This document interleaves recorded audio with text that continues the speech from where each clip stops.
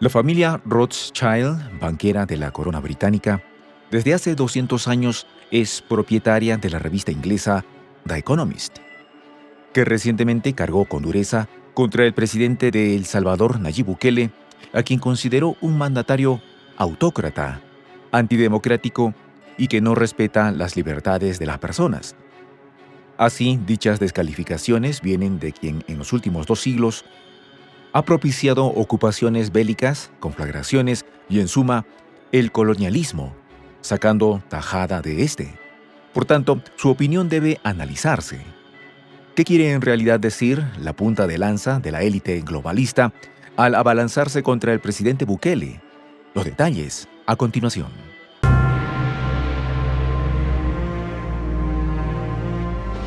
Voz de la Patria Grande. Como cada año, la revista The Economist, uno de los think tanks del occidente globalista, ha lanzado un estudio que se intitula Índice de Democracia, en el que se evalúan presuntos aspectos democráticos y se califica el desempeño de los gobiernos en el mundo.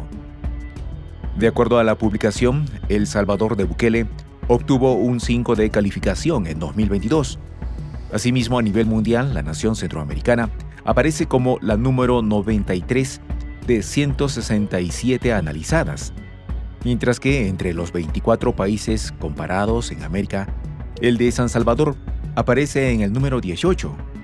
Solo Venezuela, Nicaragua, Cuba, Haití, Bolivia y Guatemala tienen peor calificación regionalmente. Según la revista británica, desde que fuera elegido en 2019, Nayib Bukele habría hecho bajar a su país de un 6.15 a un 5.6 de calificación en 3 años, luego de que se evaluaran aspectos como el pluralismo electoral, en el que obtuvo un 8.33, o la participación política, en la que se le otorga un 5.56. No obstante, los aparatos peor evaluados fueron el de las libertades civiles con 4.71 de calificación, el funcionamiento del gobierno con un 3.57, o bien el de cultura política con apenas un 3.13 de 10. En un claro deterioro de la democracia desde la visión de The Economist.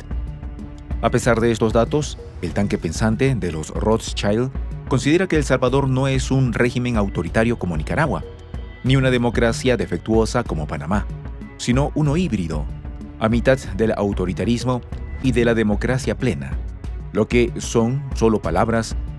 Una vez el estudio habla de resiliencia democrática en las instituciones políticas estadounidenses.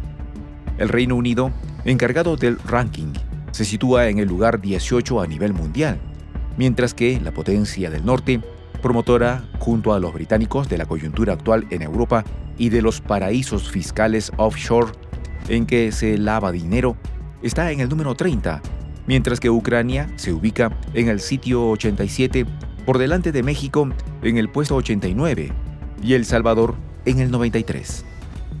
Nos sorprende entonces que el medio de los banqueros de la corona británica afirme frases como las siguientes: El Salvador está en un camino oscuro hacia la autocracia. El retroceso democrático, bajo la democracia de Bukele, ha llevado a una gran rebaja en el puntaje. A lo que la antigua potencia colonial agrega lo siguiente: América Latina es el hogar de 4 regímenes autoritarios: Cuba, Haití, Nicaragua y Venezuela.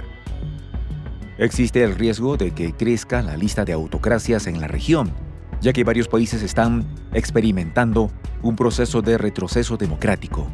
El ejemplo más destacado es El Salvador. De igual modo, The Economist estima que las acciones en contra de las pandillas, a fin de reforzar el aparato de la seguridad, le ha dado gran apoyo electoral a Nayib Bukele, si bien, según la revista, lo ha utilizado para fortalecer su posición en el poder, socavando las leyes y los derechos humanos de la población salvadoreña. Es como si San Salvador hubiese vuelto de pronto a las décadas anteriores, en que el ejército gobernaba con mano dura y que de un momento a otro el país fuese a sumirse en una especie de estado de sitio, en el que toda libertad individual quedase anulada.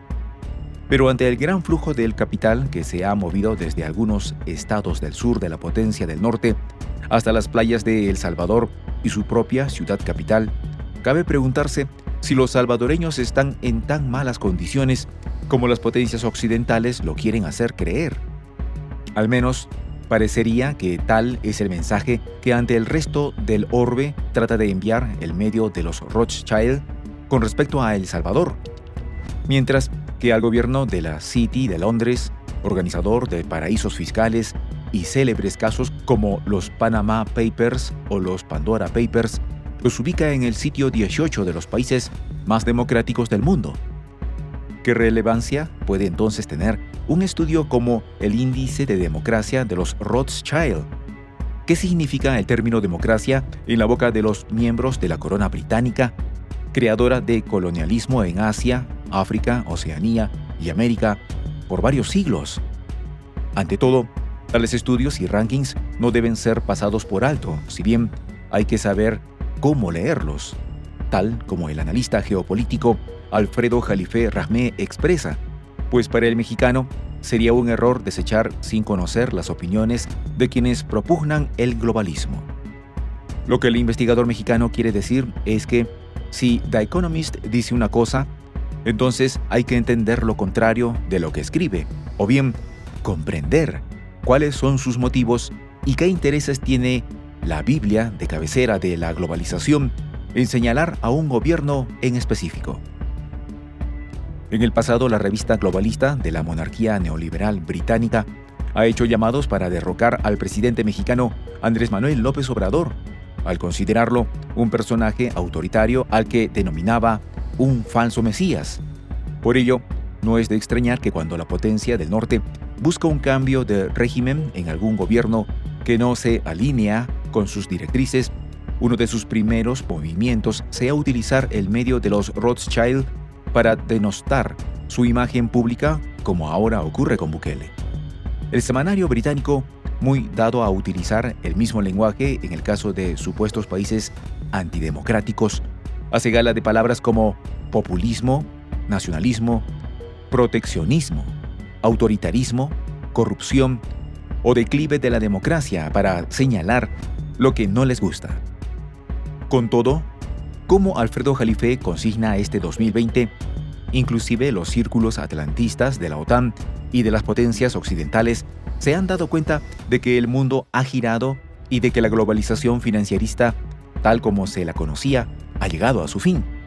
Lo que ocurre en Latinoamérica con el señalamiento de Bolivia, Nicaragua, Guatemala, México, Cuba, Venezuela, Haití y por supuesto El Salvador, es que en el reacomodo del poder a nivel mundial, la potencia del norte no quiere perder su influencia política en la propia región a la cual pertenece.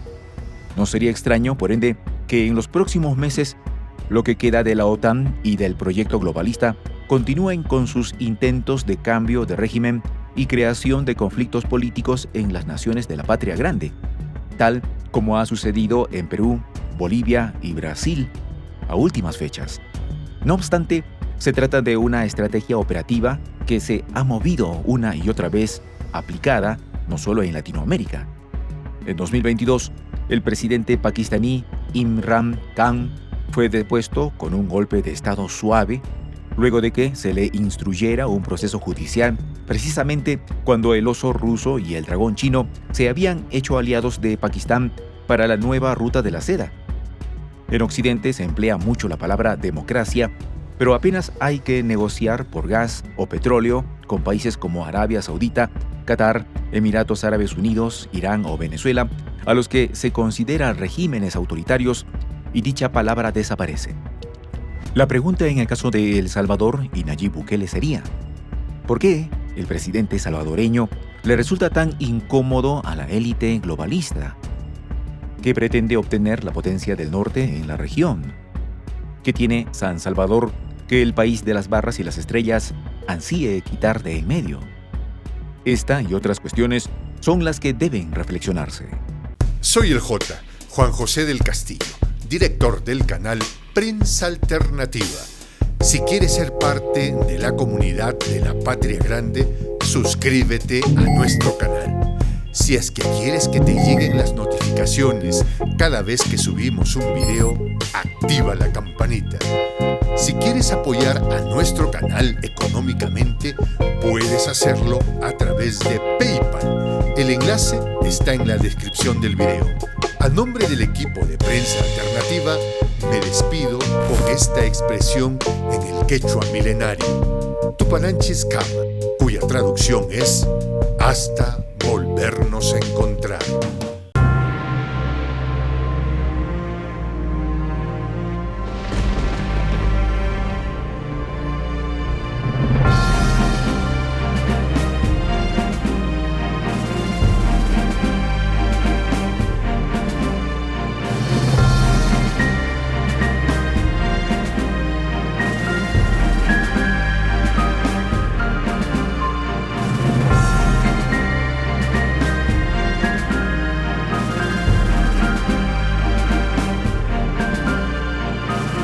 Voz de la Patria Grande.